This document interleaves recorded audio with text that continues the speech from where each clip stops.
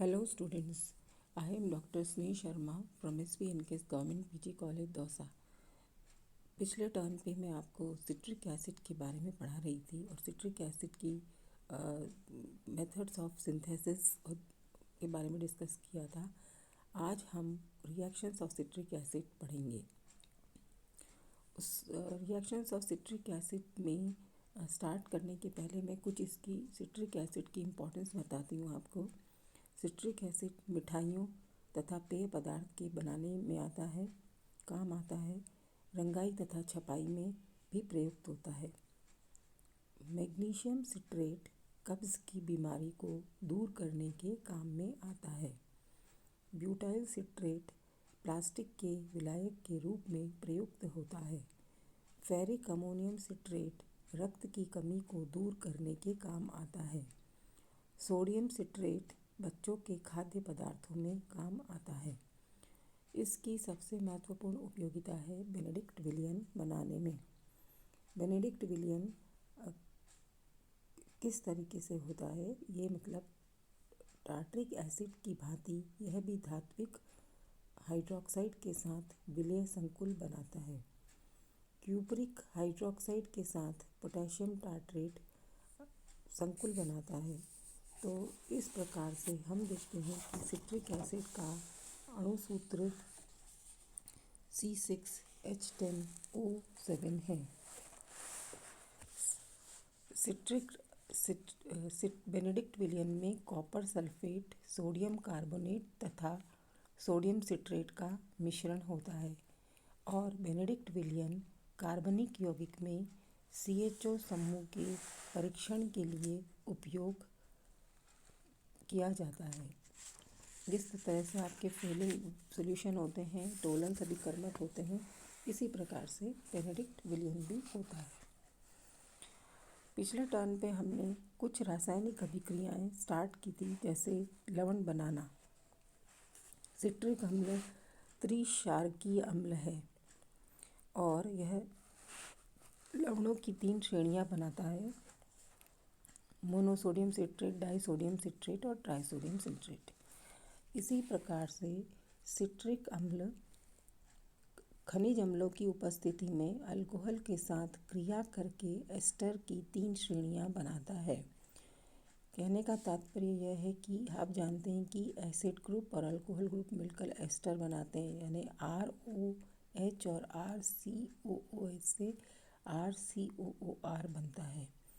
तो जहाँ जहाँ पर सिट्रिक एसिड में COH ग्रुप है, वहाँ पर आप अल्कोहल के साथ जब रिएक्शन कराएंगे तो तीनों COH की जगह पे COO C2H5 आ जाएगा।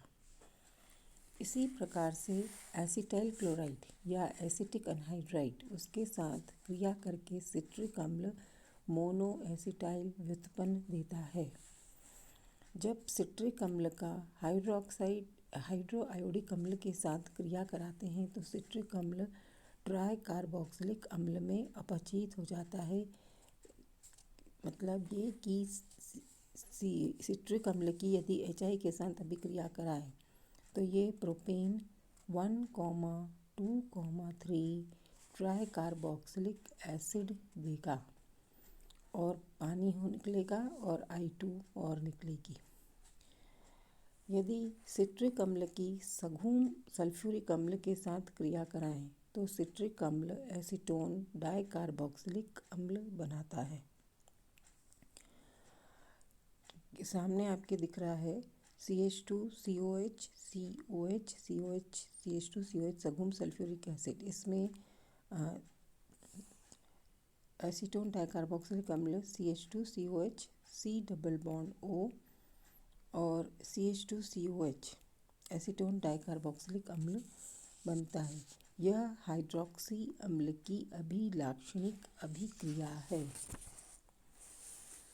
सांद्र सल्फ्यूरिक एसिड के साथ गर्म करने पर सिट्रिक अम्ल का निर्जलीकरण हो जाता है और यह एकोनाइटिक अम्ल प्राप्त होता है। ऊपर आपको दिख रहा है, सामने डेल्टा का साइन है, जल निकलेगा और सिट्रिक अम्ल CHCOH double bond C COH CH2COH यानी एकोनाइटिक एसिड में चेंज हो गया। सिट्रिक अम्ल अल्फ़ा हाइड्रॉक्सी तथा बीटा हाइड्रॉक्सी अम्ल दोनों की तरह ही व्यवहार प्रदर्शित करता है। जब सिट्रिक अम्ल को 150 डिग्री तक गर्म करते हैं तो यह जल का अणु निष्कासित करके एकोनाइटिक एसिड दे देता है। जब सिट्रिक अम्ल को उच्च ताप पर गर्म किया जाता है तो हमें डिफरेंट प्रोडक्ट्स प्राप्त होते हैं और यह एग्जामिनेशन के पॉइंट ऑफ व्यू से बहुत इम्पॉर्टेंट अभिक्रिया है, क्योंकि इसमें हमें वैरायटी ऑफ प्रोडक्ट्स प्राप्त हो रहे हैं। तो एग्जामिनर आपसे पूछ सकता है कि क्या होता है जब सिट्रिक अम्ल उच्च ताप पर गर्म करते हैं। तो डिफरेंट प्रोडक्ट्स मिल रहे हैं और आपको एक करके एक प्रोडक्ट आना चाहिए। सामने हम रिएक्शन में देख रहे हैं कि we are starting with citric acid. Delta जल निकला, एकोनाइटिक एसिड में चेंज हुआ, उसमें आगे अभिक्रिया हुई तो -CO2 हुआ। -CO2 कहाँ से हो रहा है? ऊपर वाले में से, फर्स्ट कार्बन से। तो CH2 double bond CCOH CH2 COH हो गया, इटेकोनिक एसिड हो गया। फिर इसमें से फिर पानी निकलेगा और इटेकोनिक अनहाइड्राइड बन जाएगा। कहाँ से पानी निकल रहा है? तो नंबर 2 और 3 पर जो COH ग्रुप हैं वो अपना जल त्याग रहे हैं। नेक्स्ट उसके अंदर हम देख रहे हैं एकोनाइटिक एसिड है, इसमें से कार्बन डाइऑक्साइड निकल रही है और CO2 के निकलने के पश्चात कहाँ से निकल रही है? थर्ड COH से। तो ये CH3 में चेंज हो गया और बाकी चीज़ें यथावत रही और ये बन गया सिट्रेकोनिक अम्ल तथा मीज़ेकोनिक अम्ल, यानी सिट्राकोनिक एसिड एंड मीज़ेकोनिक एसिड। इसमें से वाटर निकलता है और सिट्राकोनिक अनहाइड्राइड बन जाता है। वाटर कहाँ से निकलेगा? फर्स्ट और सेकंड कार्बन से। फिर सिट्रिक अम्ल, इसमें से पानी और CO2 फिर निकलता है और एसीटोन डाइकार्बोक्सिलिक एसिड में चेंज हो जाता है। पानी कहाँ से निकल रहा है? आप देख रहे हैं कि सेकेंड कार्बन में के ऊपर जो OH ग्रुप है और इधर से CO2 है, दोनों आपके हट रहे हैं। इसके बाद में ये एसीटोन डाइकार्बोक्सिलिक एसिड में से 2 CO2 मॉलिक्यूल्स निकलेंगे और ये एसीटोन में परिवर्तित हो जाएगा। तो ये था हमारा सिट्रिक एसिड। और सिट्रिक एसिड की सारी रिएक्शंस, कॉम्प्लेक्स फॉर्मेशन, ये सारी चीज़ें हमने डिस्कस की। तो इस प्रकार से हम ये कहते हैं कि सिट्रिक अम्ल का अणु सूत्र C6H10O7 है। यह 3 प्रकार के लवण तथा एस्टर बनाता है और इसमें 3 COH समूह उपस्थित हैं। यह एसिटिक अनहाइड्राइड के साथ अभिक्रिया करके मोनो एसिटाइल सिट्रिक अम्ल बनाता है, तो इसमें एक OH होना चाहिए। और सिट्रिक अम्ल को गर्म करने पर एकोनाइटिक एसिड बनता है, अतः OH और COH समूह से बीटा स्थिति पर OH समूह एक COH समूह से बीटा स्थिति पर होना चाहिए। तो इस आधार पे हमने सिट्रिक एसिड की संरचना प्रपोज की है और सिट्रिक अम्ल का ग्लिसरॉल से संश्लेषण इसकी संरचना को पुष्टि करता है। तो this finishes our citric acid.